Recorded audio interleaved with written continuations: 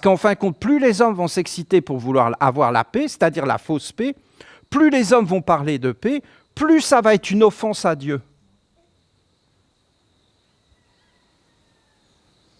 Et c'est une offense à Dieu.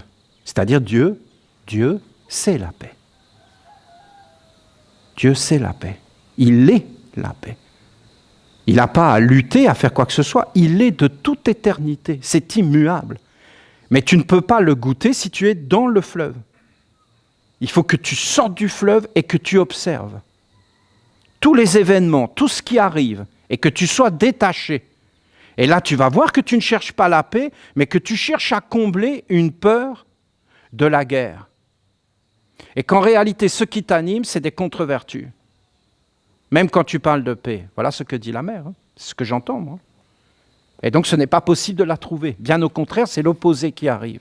Et à chaque fois que l'homme connaît un instant de paix, c'est un répit pour mieux redémarrer.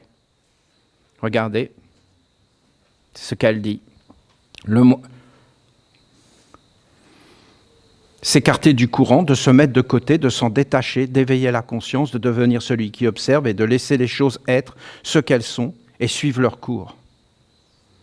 Le piège est parfaitement tendu.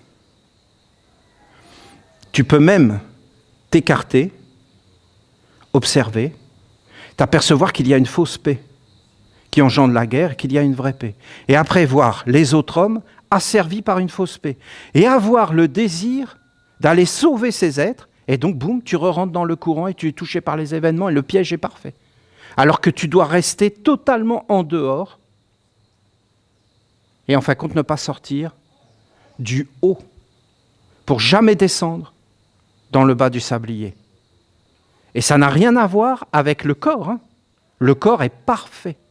Il est à sa place. Ce qui ne va pas, c'est l'être qui habite le corps, et c'est-à-dire la conscience, avec toute la mémoire, donc les identifications qui ont été faites.